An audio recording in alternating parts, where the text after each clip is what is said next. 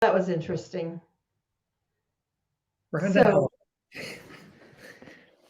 we'll see if I stay live today with you or not, since my camera keeps disconnecting. it'll make life so interesting. So, Yeah, Jeff, hi, how you doing today?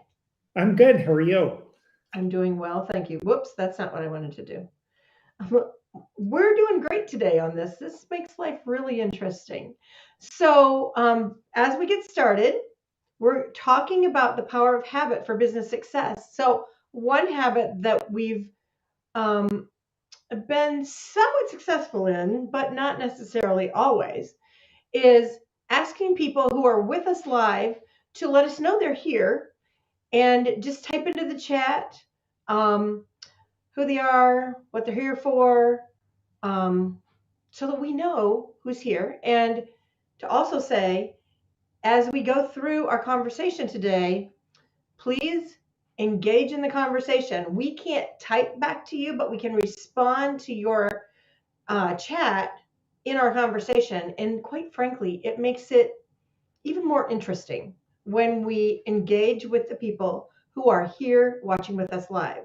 So, Yasmin, if you're here with us at this point, jump on. And if anybody jumps in later, we'll kind of every once in a while try to remember to say, and if you're joining us, let us know you're here. So, because in our live stream, we can kind of tell, but we don't have all the information of who's coming on, whether they be on LinkedIn or on YouTube. So here we go.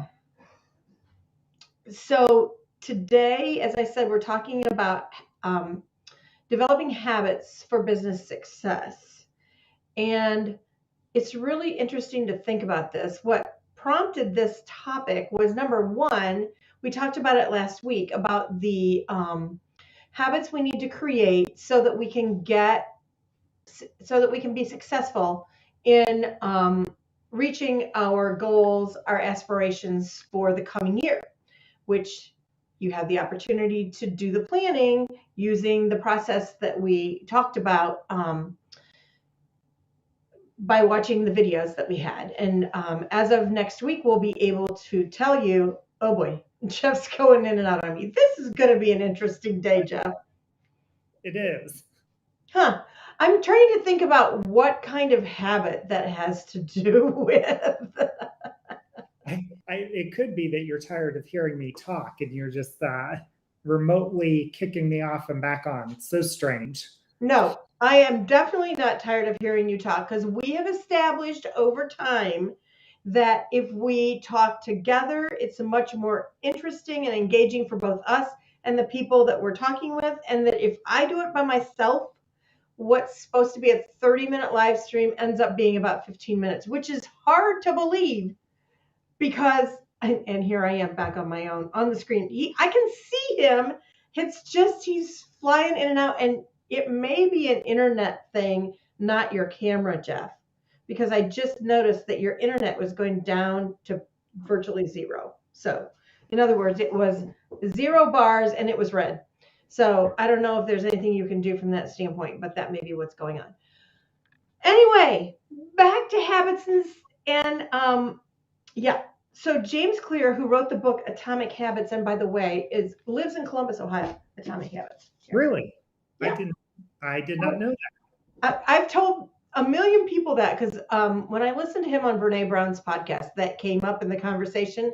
I about drove my car off the road in that moment. So James Clear, if you ever hear this, had no idea that you too were a Central Ohioan. And he actually went to Denison to school for what it's worth. Okay, anyway, back to the book that he read. He may have read it too. Wrote Atomic Habits. He has this quote in there that I absolutely love. You don't rise to the level of your goals. You fall to the level of your systems. Now, you'd think that me as the visionary, I would not like that quote. And there's part of me that is very resistant to it. But the flip side of it is that I know it's the truth.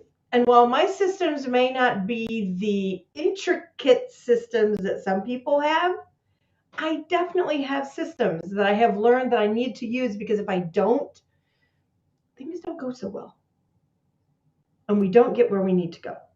I think there's a lot to be said about that in business and just in life in general. That's so very true.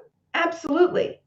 And so I thought today, Jeff, we could talk about leveraging your energizers to create and maintain systems to reach your goals and complete. So, as we've kind of talked about earlier, some of us resist the concept of setting goals. We'd prefer to complete projects, to solve problems, or to embrace opportunities. So, whatever terminology you use for where you want to go, how do you use your energizers to create and maintain? Why can't I speak today? How do you use your energizers to create and maintain systems to accomplish whatever it is you're accomplishing in the coming year? Or even the end of this year? What is it you need to do? And how do you need to show up for it? So, anyway, I've been talking a lot. I'm going to breathe for a second. And if we're really lucky, you'll stay here. Yes. I hope I'm like sitting very still because I don't know what's going on. It looks like my network is super blazing fast right now. I kept looking down because I'm kind of monitoring the network on another device, and it is blazing fast is what it tells me. And Okay. it says that it is super strong. So we're gonna I'm sorry, go ahead. I said, so we're gonna roll with it for now. Okay, that's all we can ask for. So here's an interesting thing. Speaking of systems and ones we rely on so we can, doing this live streaming is built on a system that assumes that we're both going to have internet, be able to connect to it, and have all our technology, whether that be our computer, the internet, the camera, the speaker. Because when we got on this morning, I had to, okay, it was noon, whatever. When we got on, I had to fix where my audio was picking up the microphone because it had gone back to default, which I don't know how long ago I told that no, that's not the default, but whatever. This in and of itself is a system. And what are the habits that we need to have so that we can be successful in our business? And quite frankly, the same concepts work, whether it's business, whether it's life, whether it's family, whatever it is. The reality is we have habits. Are they serving us well, or are they becoming barriers and constraints that get in the way of us being able to do what we need to do? That's the bottom line. Yeah. So this kind of reminds me of a friend used to talk about that there are people who want good PR. I worked in product marketing. Obviously, we wanted good PR for our products. But a friend of mine who was in a very different industry used to talk about, well, some people really don't care whether it's good PR or bad PR because they get attention of people regardless of what the PR is. And the same thing, we can look at it the same thing with a habit. Is the habit a good habit or is it a bad habit? Is it something you are looking to build on, or is it something that you're looking to get rid of? So, James Clear in his book talks about 4 laws of creating a good habit. And there's a process that you go through in these 4 laws of creating a habit.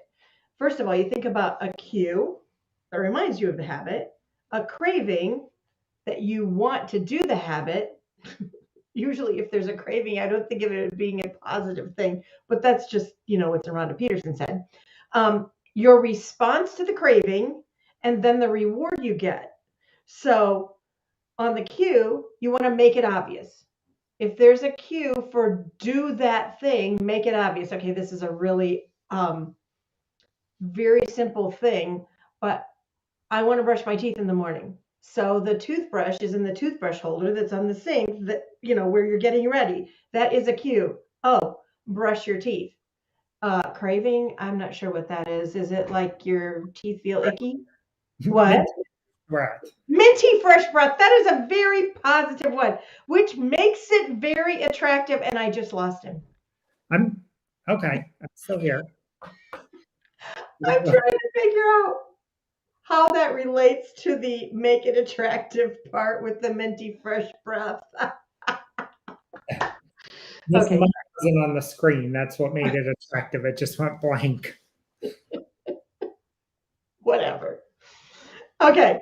Make it easy.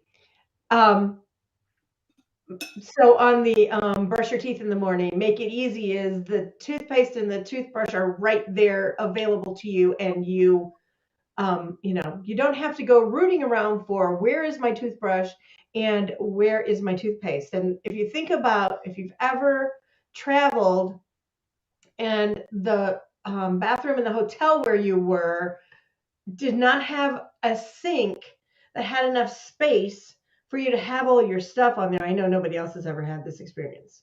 One of the banes of my existence is a non-existent area around the sink. Oh, anyway, that would be a not easy. We want to have it be right there available to us and then make it satisfying. Well, there we go. We're back to the minty fresh breath again because that feels much better in your mouth, right? And then other people want to be around you as opposed to running away because they're like, oh my gosh. Or, hey, we'd like to meet in person. Actually, Rhonda, why don't we just meet via video? Yeah, we're done. We're beyond offering mints at this point. Yeah, that would be really bad. Or my granddaughter, when we used to put her on the bus, well, we still put her on the bus, but when she was much younger, if you didn't brush your teeth before you went over there, because like we had to leave here before 7 o'clock in the morning, and some mornings that was easier than others. It would be like, did you guys brush your teeth before you came over here? Just really blunt, like cut right to the chase. Nothing like kids to keep you humble. Yes, this is very true, and it doesn't have to be your own children; it can be your grandchildren too. So, at any rate, that is a crazy example of that. But for habits that we want to create in our business, so jump in anytime you want to on this, Jeff. But I'm thinking about if we said that for 2023 we wanted to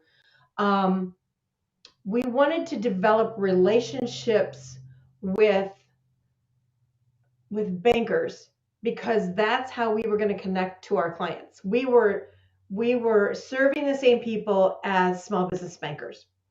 So we decided that we were going to develop relationships with bankers, and we said we are going to identify the places where bankers hang out, and we're going to go to those places too because we're offering something that the bankers can benefit with their clients, but we also serve those same clients as the bankers do.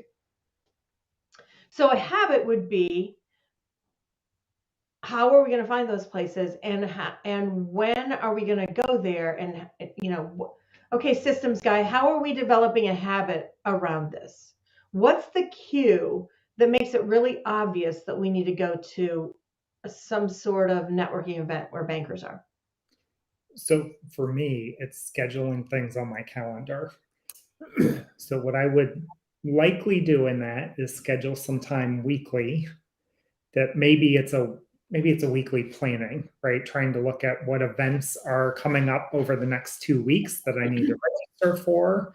The making it attractive would be, what am I looking to get out of this? It doesn't mean it's an immediate, I go and meet 50 bankers and then all of a sudden I got 50 new contracts that get signed. But only. Yes, only it would be that easy, or everybody would own a business. True. That, and then I think the other thing for make it easy, is knowing what's easy for you. So for example, I've got kids. Evening events are not always easy for me, depending upon what sports season we're in and what we've got going on, because to me, those are bigger priorities than me. So if I then meeting people, right? Like in this example. So if I've got kids with sporting events tonight and there's an event where bankers are likely going to be, I'm not going to choose to go to that event more than likely because I've got other things with my kids that I would rather do. Absolutely. So I think making it easy is really trying to fit whatever that habit is in a way that makes sense into your daily routine. All this stuff becomes routine the more that you do it. And then, make it satisfying. I would think about, for that, what's the reward? And it's really whatever the purpose was that was driving you to meet bankers in the beginning, right? And it might not be a immediate satisfaction, that you get that reward, but it might be those relationships lead to additional business or additional things that becomes the reward for why you were doing it. But so much of it, at least for me, it's about scheduling the time, because if I'm not disciplined and I don't have the time scheduled, that's usually the cue for me for things in my business. If I don't have, and a lot of times I'll block my schedule, and not like whole day, half day blocks, because then just too much stuff gets in the way, right? And I have ADD on things. I'll jump from thing to thing, but 30, 45 minute, 15-minute blocks where I'm going to do X. In this 30-minute time frame, I'm going to get a list of events for the next month that I'm going to register for. And that's my goal and objective in that weekly, monthly, meeting that I make for myself. And I think so much of that is figuring out what works for you. Absolutely. For me, my electronic calendar, there are some people that still use Franklin Covey planners for these things. This isn't a Franklin Covey, but yes. Some people like having something to write it down with on a piece of paper. Yep. Yeah. There's nothing wrong with that, but it's really knowing yourself and what's going to help you. For me, absolutely. The calendar, because I get the notification on my computer, my phone, my iPad, like everywhere. It's telling me there's somewhere I've got to be. Yes. Absolutely. So there's what you said triggered something else for me. In both the make it attractive and the make it easy part, and actually even the make it satisfying.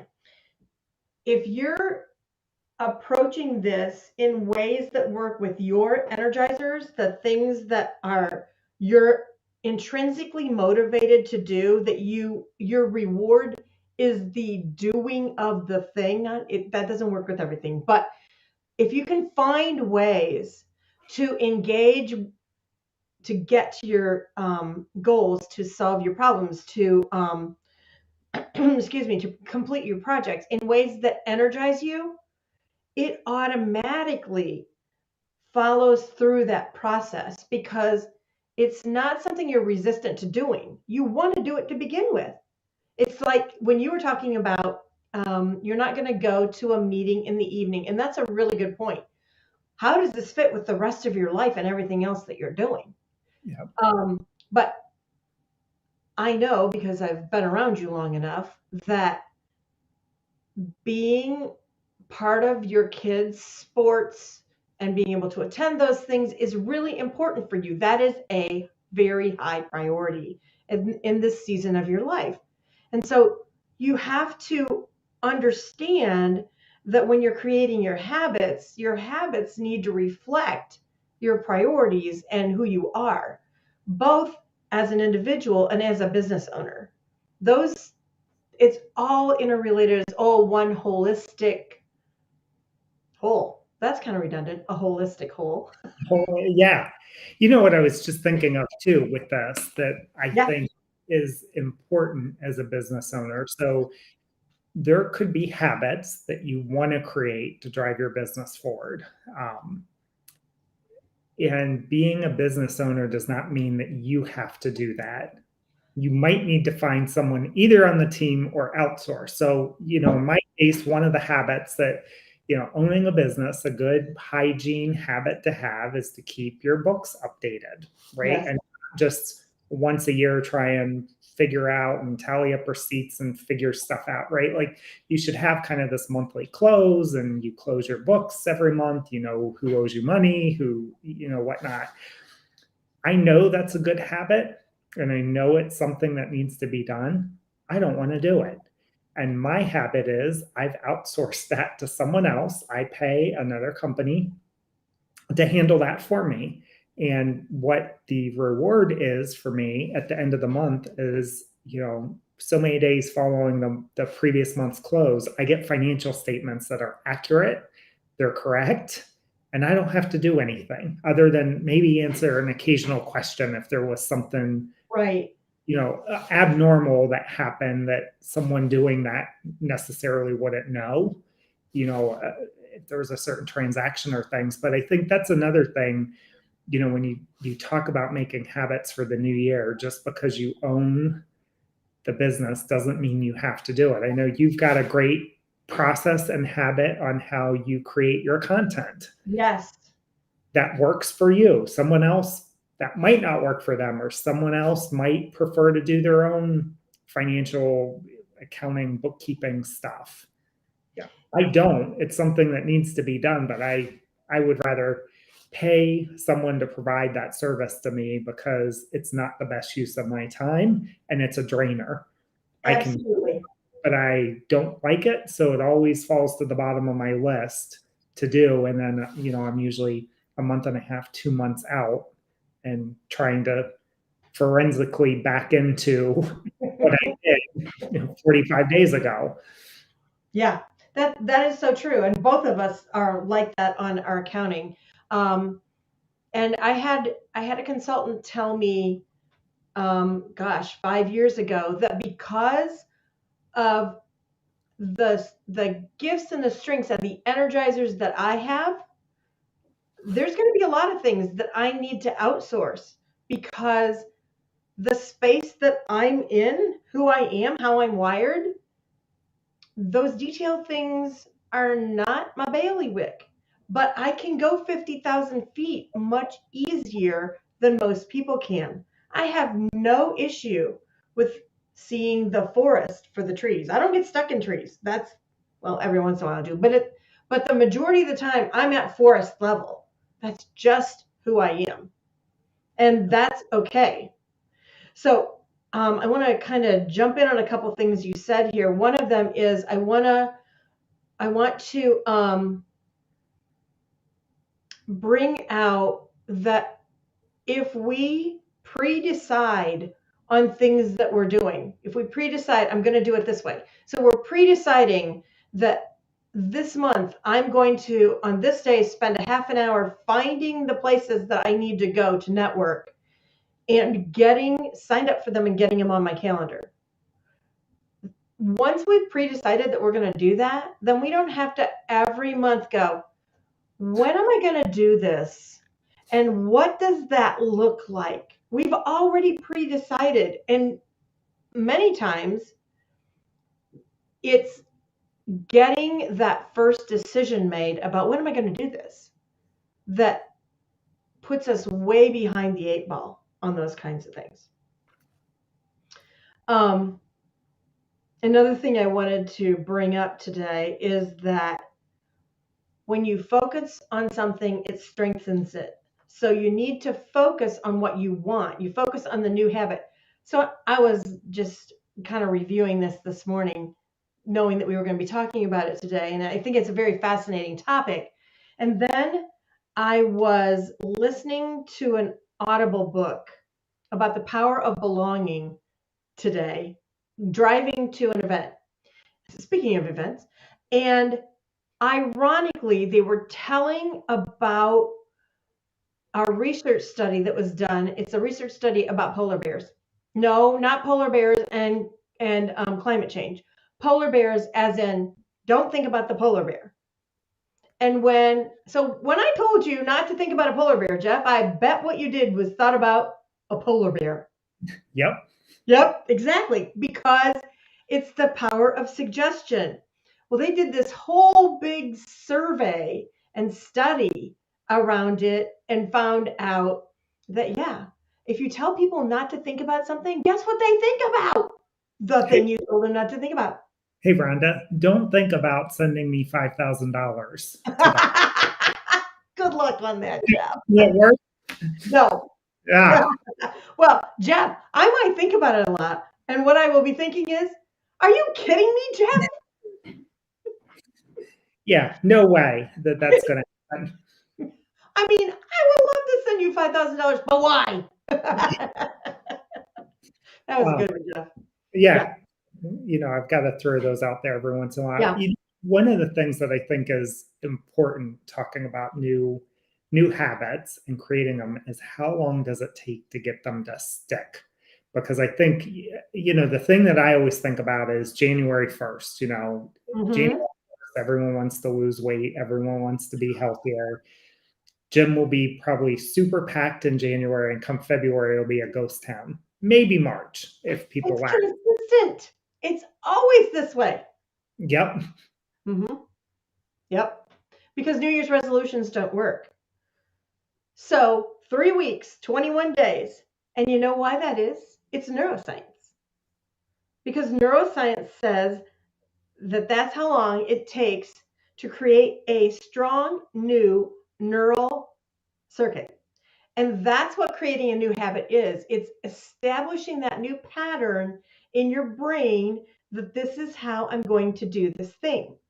So when you start stacking those on each other, it becomes a system when you do it, right? Yep. Okay. I That, said that because you are the systems king. So I just thought I would, that's so right. And I've got one kind of personally that I've worked on since about August. So I decided I was going to rejoin a gym that I have not been a member of for a very, very long time. And for me, trying to get started, I ended up hiring someone at the gym to work with me once a week. mm-hmm. Uh, which made it obvious because I had it scheduled. There was someone waiting on me to show up every week. Um, make it attractive. I'm not exactly sure how I did that because some of my workouts were ugly. We'll just leave it at that. When I got started, they weren't. But make it easy. I joined a gym that's less than 4 miles from my house. There You you know, go. the drive is not far, and then I that one day a week I go in the middle of the day around lunchtime, so I don't have the crowds in the evening. I'm home in the evenings. I don't have, and then I started layering on a second day, which is usually Saturday or Sunday mornings. I get up and go, kind of get my workout in on the weekend. So I'm up to 2 days a week consistently, and it's been, I think it was in August that I started this. So it's become kind of that habit and routine now that it's something that I do every week, and So, it's easier. yeah, it's gotten easier as you've done it. And do you even question at this point? Are you going to go show up with your train? Because I mean, you could stiff the trainer. I would find that hard to believe that you would do that, but you could make the decision of, or or the non-decision, as you want to look at it. Yeah, Yeah, I don't feel like it this week. Yeah, that's not going to work. Yeah. every week. No, I've not thought about it. There was even a week that I had a cold, but I still showed up. That week it was a terrible workout. I mean, I was like huffing and puffing and all congested and everything, but I did Mhm. it. Yeah, and you just you don't think about it. It becomes that habit. It did take 3 weeks. There was some times early on that I'm not gonna lie, I thought about quitting because I've never felt soreness like that before in my life. Wow. Usually not the next day, No, doesn't it, Jeff? 2 days later, right? Like the day of, I feel pretty good. The next day, a little crummy. And the next day, it's like, oh my gosh, I feel like I'm 90 years old walking up the stairs. And, as the longer that I've done this, the easier that that's become. It doesn't mean that my muscles aren't getting tired and getting a good workout, but it doesn't last as long as it did Yeah. starting. So my reward is I don't want to go back to feeling like that and not doing things and be back starting over again. That's a great way to think about it. My reward is not necessarily, like a big major thing, but it's a small thing that motivates me. And I know, because we talked about this the other day, that there's other benefits to this for you that are health benefits, and just feeling accomplished in what you're doing. You have plenty of motivators for this. Let's put it this way: that there are many reasons and lots of cues. Guess what we were going to say?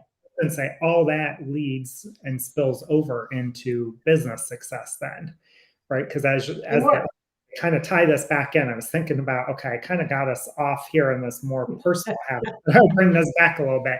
But those, yeah, reel them back in, so getting that stuff for me personally, it spills over to into the business, because I've got more energy, I've got more focus when I am working in the business and on the business and leading projects and things. So, those things and that discipline carries over into your business if you're a business owner. Yeah, absolutely. Because when you practice, oh my goodness, I am totally drawing a blank on his name right now. The guy that wrote Deep Work and Minimalism, Cal. Can't think of it right this second. I was like, Cal. No, I had essentialism, not minimalism. No, that's not the right one. Minimalism is it. Anyway, he talks about that the habits that you build when you are doing something hard in a recreational or personal pursuit, a hobby, you can apply when you're doing hard work, when you're doing deep work in your business, because your brain has found that new way to do it. So, yeah. And one last thing I want to say, because we need to wrap up today, because speaking of habits, I need to go to a meeting, and I want to have a habit of, I already told them I was going to be late because we do the live stream, but I really would rather not waltz in there 20 minutes late. That would be really bad. And it's not my meeting, because I wouldn't have scheduled it at 1:00.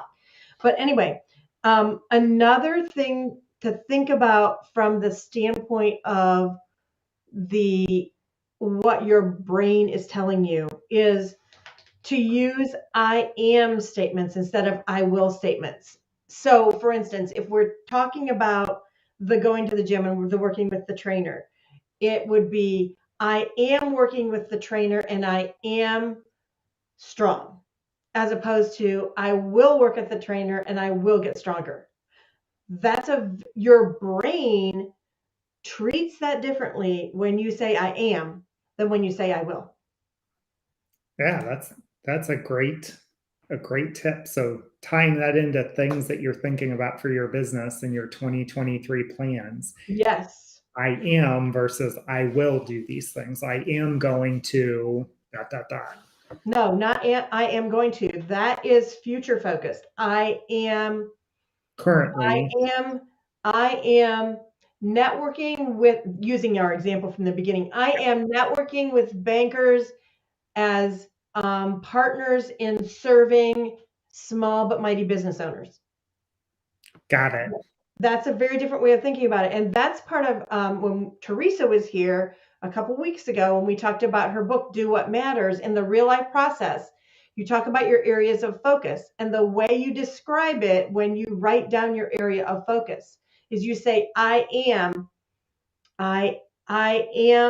serving 15 clients a week. I don't know, whatever the thing is that you're making up that you are looking to do in 2023.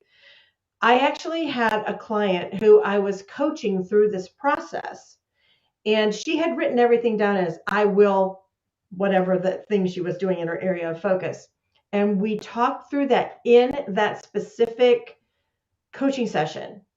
And she said the mindset shift for her when she went from I will to I am was huge. The way she sensed it and believed it was completely different when she flipped that phrasing, that simple little thing. Talk about a cue. That's a really big cue to go from I will to I am. And that's a great, learning some of those tricks to kind of get your brain approaching things differently. I think Yeah, all the world when you're talking about trying to create new habits. that's so true. So speaking of new habits, for the next couple of weeks, we're going to focus on some specific habits. Next week, we're going to focus on gratitude. You would think that Thanksgiving was coming. And then the week after, I believe it is, we're going to talk about consistency. So, and talk about both of those are very important habits for business owners to have. So, I am really looking forward to us having those conversations. Jeff, I will see you next Monday at 12:15 on the Inflection Point Moment. Sounds great. See you then. Okay, have a good one.